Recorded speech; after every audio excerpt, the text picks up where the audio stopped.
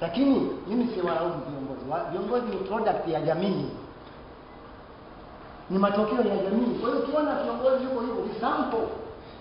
Ukiona samaki amechina mmemtoa kwenye kundi la samaki wengine amechina, manake wale samaki wengine wote na wenyewe wamechina. Kwa hiyo kama viongozi wetu ni wabovu na sisi ni wabovu. Na nielewa. Kwa sababu viongozi ni wakili wa sisi jamii. Ukitoa samaki bahari ya Hindi ukapeleka kwa Victoria ataishi. Lazima hafe. Mazingira yake yako. Na ndio maana hata wakichukua wewe wakaingia kwenye mifumo hii ndio hutaweza. Kwa sababu the corruption is yani ni zaidi ya kile tunachofikiri. Kwa lazima tuanze jitihada za kumaanisha ni vita hii. Mtandao sio kitu kibaya, lakini tatizo ni maamuzi yanayofanyika ni yapi? Mtoto kujua kutumia simu sio kosa. Hata angekuwa na miaka 3. Lakini anatumiaje?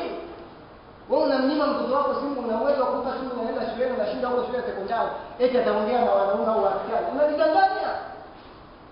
Rwanda hapa Rais wa Rwanda is very clever. Alinunua laptop milioni moja akagawa kwa watoto wa shule ya dada chini. Miaka 20 ijayo watapata scientists wa technician wa kompyuta wa kutupa. Mtu anamaliza form 6 anakutana na mouse ya kompyuta yuko chuo kikuu. Na nielewa anaisoma miaka 4 anatoka na cheti engineer wa kompyuta. Alafu mama yangu anapata kazi miaka 3. Akija kuingia kwenye fani hamna kitu. Hutamlinganisha na mtoto aliyeshinda na kompyuta nyumbani miaka 4 10 ya maisha yake. Karibu kwa swali lingine. Pia alikuwa anatoa maoni na fikra endelevu. Swali lake ni fikra, ni swali ambalo halina jibu. Tuendelee kutafakari, tunaiona Tanzania ya kesho. Kisha tuwajengee watoto hali itakayoweza kuwasaidia kukabili hiyo Tanzania ijayo. Ukiwa na mtu ambaye ni mbunifu kwa mfano, anaweza kuishi popote. Anaweza katoka hapa kaenda Zambia, ataishi Zambia, angalia ubunifu. Usipoteze muda mwingi. Karibu kwa swali. Kima nipaswa ni kushukuru kwa kile na kaka Mungu. Kwa kweli mimi kama mimi sijapata elimu ya kuna njia za watu sawa. Na nashukuru Mungu nimepata kupata watoto watatu. Mtoto wa kwanza wa kike ana miaka 12, mtoto wa tatu wa pili ana miaka 9 na mtoto wa 4 huyo wa tatu ana miaka 4. Sasa ni nini ninachotaka kujaribu kuomba zaidi na zaidi? Mimi nilikuwa naomba hii semina ikiwezekana usichoka hata kwa mwezi mmoja mara mbili kwa wale wazazi ambao watakuwa radhi, na mimi niko tayari kwa hiyo na naomba vipeperushi zaidi. Labda lingine niseme kwa sisi wa Tanzania, kwa kweli kama ulivyosema kiongozi, mimi nimejifunza mambo mengi. Wa Tanzania kwanza tumejengewa misingi ya uvivu. Uvivu mwingine ambao nimeuona, mimi nilikuwa nikifikiri sana kwa nini wa Tanzania ni wavivu sana wa kusoma vitabu lini. Nimejaribu kutafuta vitabu nikawa natembeza na jaribu kuuza, lakini sijamwona Mtanzania ambaye yani utamkuta yeye anapenda kusoma gazeti la ulafu. Sijui nini wanashabikia sana mpira, lakini ukija kuona Mtanzania ambaye yuko serious kushabikia yale maendeleo ambayo yanatugusa kwa kila Mtanzania hakuna. Na ndio maana leo hii unakuta wanasiasa unamkuta mtu yani darasa kama zile ndio kiongozi mzuri. Yaani wanataka yule mtu ambaye ana bla bla nyingi anayekuwa mdanganyifu sana tunanipenda. Mimi ningeomba kitu kimoja na maelezo yako mengi. Niombe ushauri kwa Watanzania ambao tumekusanyika huko. Nafasi ya mabadiliko ni ya mimi na wewe. Tuanze mimi na wewe wazazi wangu. Na wale ndugu zangu. Kwa kweli katika hilo ni wazo langu tumechelewa. Kwa hiyo nilikuwa naomba hilo, sina swali. Ni hilo tu.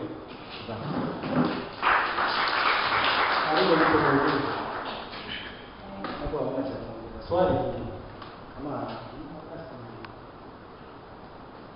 ndio swali tunalipa. Kichoka kaza.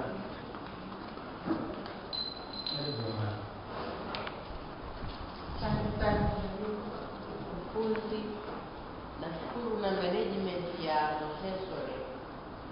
Mimi nina watoto lakini wakubwa, nina wajukuu.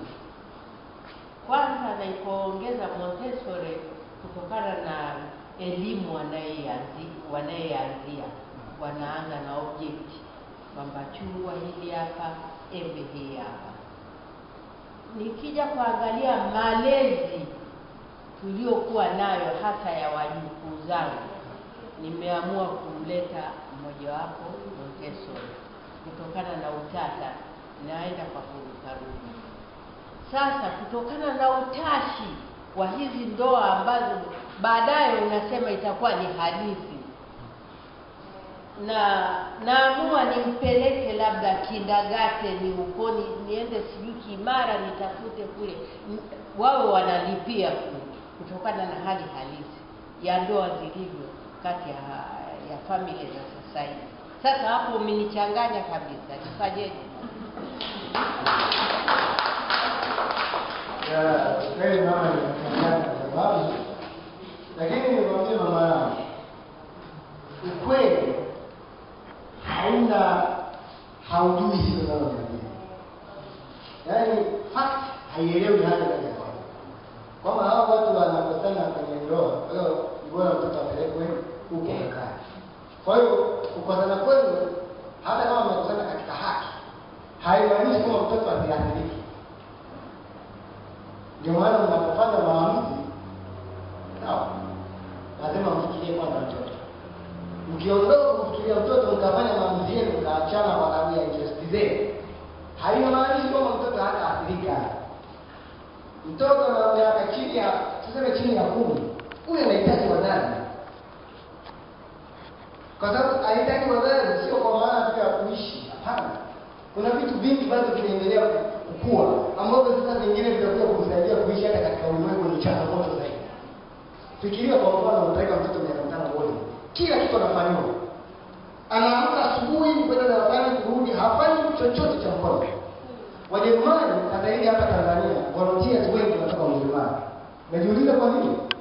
Wamepitia katika hii hali ya kuwafanyia watoto kila kitu mashine, washing machine, kila kitu mashine. Walio kununua kwa Afrika kuna matumizi ya mikono sana. Kwa hiyo tunasukuma vijana kabla ya kuingia vyuo vikuu kwenda kuvolunteer, wajifunze kufanya kazi kwa mkono. Kwa sababu waliotengeneza hizo mashine walitumia nini? Mikono. Sasa tuna kizazi ambacho hakitaki kutumia akili na mikono. Tunataka kutumia vitu ambavyo tayari vimetengenezwa. Kwa hiyo mama yangu, mtoto Mungu ampeleke, lakini wajue hawezi kuwa kama wao walivyotaka hapo. Waachana. Lakini wajue kwenye akili zao, tategemea msaada wa Mungu. Mtoto huyo kuishi na kukua katika hali wanayotaka wao. Sawa? Umeshika chupa kama hii. Naiona hii chupa mama iko hapa. Unataka ifike kwenye ua. Alafu unampa mtu mwingine kuisogeza. Na inawezekana huyo mtu ni kipofu, haoni hivi, ataipeleka wapi? Umenielewa? Kwa hiyo ili ifike hapa kwenye ua, lazima wewe mwenyewe uchukue hatua ya kushika na kupiga hatua kuipeleka. Fikiri kwa mfano huo umenielewa sio? Karibu tu. Hapo naomba kuongeza. Ndio. Sasa ndio kusema una discourage hizi shule ambazo zinalea watoto. Unasema unachukua mtoto unaenda kumkabidhi, tufanye nini? Nazo ndizo zimejaa hapa Tanzania. Ndio. Mimi ni discourage 110. Mtoto mdogo hapaswi kulelewa na mtu mwingine labda kama wazazi wambariki. Nje ya mtoto. Watu wanafungua hizo shule kwa kufanya biashara. Wafanyabiashara wanaweza kuhakikisha. Na hapa Tanzania kufanikiwa kwenye biashara wanahitaji kusoma. Ndani sisi tumeshaandika hahitaji skills, inahitaji ujanja tu. Wala hahitaji fikra na kuwa na akili nyingi. Inahitaji kujua tu ujanja connect na nani basi. Mambo yanafunguka. Hapa hatuhitaji akili. Unataka kufanya kazi kwa akili ndio Ulaya, Marekani huko ndio wanatumia akili. Sisi ni ujanja tu. Kwa hiyo watu wanaanzisha hizo vitu kwa faida nini? Biashara. Kwa hiyo wewe usifanye tu kwa sababu umeanzisha. Peleka kwa sababu unahitaji. Usipeleke kwa sababu shule ipo. Peleka kwa sababu unataka elimu. Shule zipo mpaka za bure, lakini kwa nini unapeleka kwenye shule za kulipia? Kuna shule za serikali bure, lakini kwa nini unalipia? Tena watu wengi za hela. Kwa sababu unahitaji vitu fulani ambavyo unaona pia anapatikana. Kwa hiyo usipeleke mtoto akiwa mdogo. Hata wazee kama mzazi anafariki kuna jinsi au wameachana au hawezi kulea, basi lakini ujue wao kila wakati baada ya siku mbili unamtembelea mtoto wako. ujue una maathiri.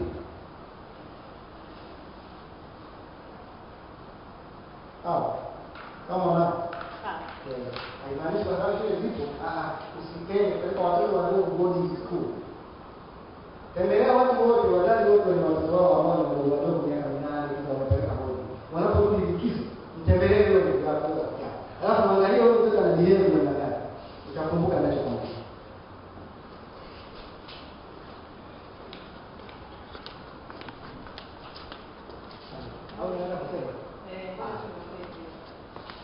Nashukuru kwa nafasi hii niliyoipata, na nashukuru zaidi kwa siku ya leo, kwa sababu nilivyoingia hapa ni tofauti na ninavyotoka. Nimejifunza vitu vingi na nashukuru nitaenda kuvitumia huko ninapoenda nyumbani. Swala langu ninalotaka kuuliza, umesema kwamba katika makuzi ya mtoto kuna swala la kumjengea mtoto uwezo wa kufanya mambo. Sasa nilitaka kujua ni umri gani unaweza kumjengea mtoto uwezo wa kufanya jambo fulani, mfano kama kujitegemea katika shughuli mbalimbali, mfano kazi za nyumbani. Ni kuanzia umri gani ambao mtoto unaweza kumjengea kufanya kazi mbalimbali za kujitegemea? Una mtoto gani? Naye. Mwanao alianza kujilia kufanya kazi unazozifanya akiwa na umri gani? Unafua, anataka afue, unashika vyombo, anataka ashike. Akiwa na umri wa miaka 3. Mitatu. Wewe ulimwambia, ulimwalika kwamba njoo, unaosha vyombo, njoo osha. Kitu gani kilimsukuma kutaka kufanya?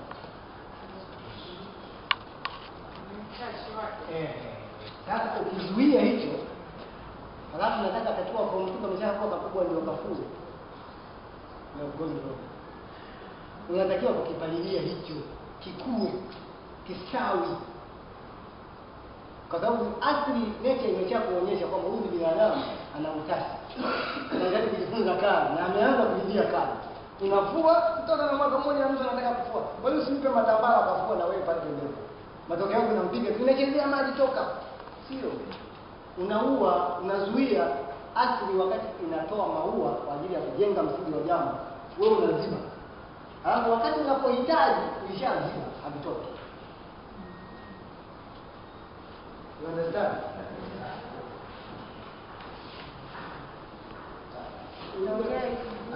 Naongezea kwa huyo dada.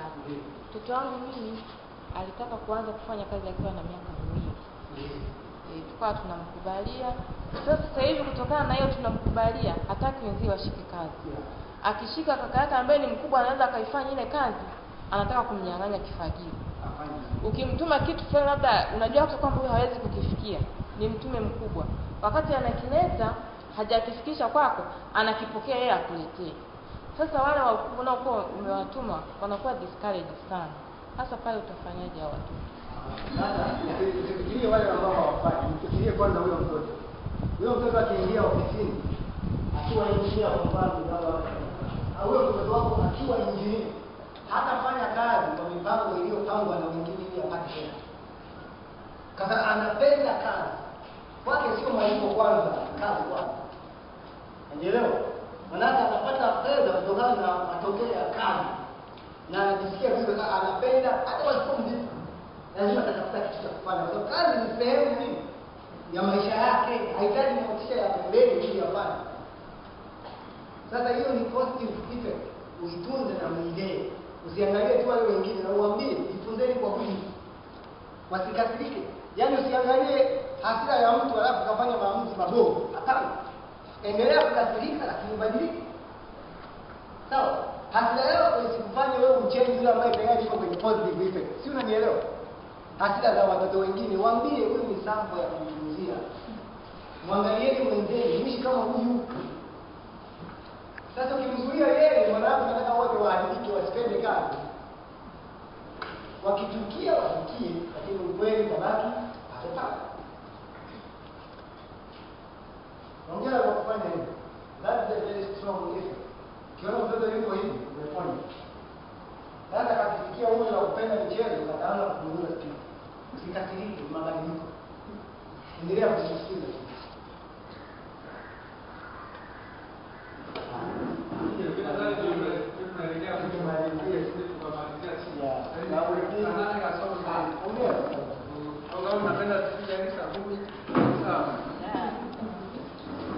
Sasa tumalize, yani namaanisha Dada karibu tu. Asante. Mimi nafikiri nikiweza kuchangia kitu kimoja kuambia wazazi wenzangu. Tunatoka hapa tuwe mabalozi kwa wazazi wenzetu kwa haya tunayosikia. Kwa sababu sisi tutakapotoka hapa tutakapoeleza wenzetu, nafikiri na wao pia watakuwa wanapata kitu fulani ambacho sisi tumeingiza.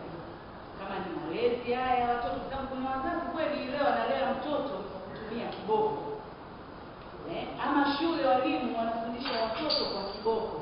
Lakini nafikiri kiboko hakijengi. Kiboko mara nyingi kinatia uoga. Mimi mwenyewe wakati nasoma nilishachapwa viboko na mwalimu. Kwa kweli nilichukia shule sana. Nafikiri kama wiki mbili nilikuwa nikitoka nyumbani siendi shule. Babangu kapata taarifa naambiwa haendi shule. Nikaja nikaulizwa mbele ya mwalimu, kama mimi naogopa kupigwa kwa sababu mwalimu nafikiri akinipiga sielewi, lazima kuharibikiwa. Naogopa na mwalimu akiingia tu mimi napata hofu. Sasa hata hawa mawaziri wanaosema kiboko kirudishwe, kinarudishwa kile kiboko kwa sisi walala hoi. Wao watoto wao wanakwenda kwenye mashule ya mano. Hawachapi kula na bebeleza, hata mtu akiwa huko bodi wanapeleka wao hakulala. Sisi ama mwalimu anapata sababu kweli kumbebeleza mtoto alale. Sisi wakwetu wanakwenda kwa kina Kayumba. Asubuhi ni viboko hivi wanavyoruhusu. Mimi na mwanangu, huyo hapa mzani ni mwanangu. Wakati wanasoma mwenzao alishapigwa mpaka akaumizwa uti wa mgongo. Alifariki mtoto. Huyo mtoto alifariki. Mwalimu alimtandika akamkata kwenye uti wa mgongo. Yule mtoto akaja akafariki. Ni viboko hivyo. Sasa nafikiri sisi wenyewe wazazi kwa wazazi tuhamasishane. Tukingoja wao wenzetu waanze kusema adhabu ya viboko, na sisi kweli tunaingia humo. Kama anavyosema Teacher Cosman, mtoto ukimchapa ndio umemtia akili kichwani. Hapana. Wewe sisi wenyewe nafikiri tuwe mabalozi wa kuambiana. Hao hizo wizara zinavyosema na sisi tuwe tunatamka. Wengine wanajiwa na waandishi wa habari zetu. Tuseme kwa nguvu zetu kwamba viboko sio sababu ya kufanya mtoto aelewe. Viboko ni kutia mtoto usugu. Sisi tumefundishwa kwa sura tu kuangaliwa na mama yako na baba yako. Ukitizama kaja mgeni wao unasema nikitoka mgeni akiondoka hapa itakuwa ni kazi. Kwa hiyo tujifundishe kulea watoto wetu kwa hiyo hizo Facebook wanasema watoto wanaingia kwenye nini kama anavyosema Teacher Cosmas. Ni kweli watu wengi hawaangalii ule umuhimu wanaenda wapi. Wengi wanaharibikiwa. Lakini ukiangalia chanzo hata wao wenyewe serikali wanaharibu.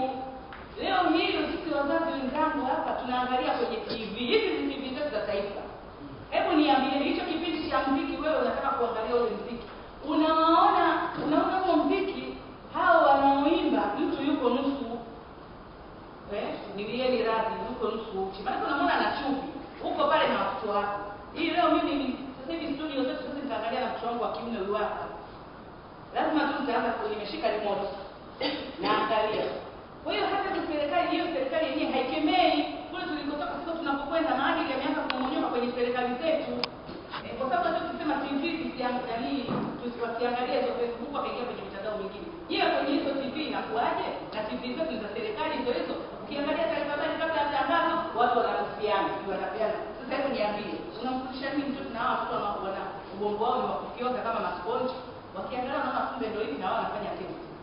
Wanajaribu sasa pale. Kwa hiyo mimi nafikiri tuwe mabalozi na tukemee sisi wenyewe watoto wa wazazi, tuwaambie na wenzetu.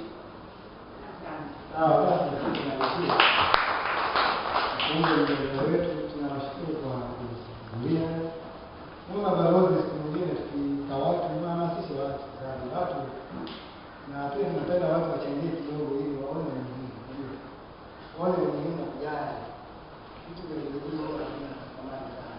Changie kidogo, kile moyo na mzee tunaongea maneno hapa tukakanye soda ni tendo la kawaida. Lakini mambo ya taratibu. Kama balozi ukaona watu wanahitaji mahali mambo haya tuambie tu. Kwa hiyo habari na uwezo wa kuaccess tupeleke tunahitaji tukianza kupata fedha za kuzunguka huko, lakini tunao mpango mzuri kabisa kuendeleza mafundisho haya sehemu mbalimbali, kwa sababu ni vita hii na lazima tuseme, tusiache tu kulalamika hapa tu ambii watu.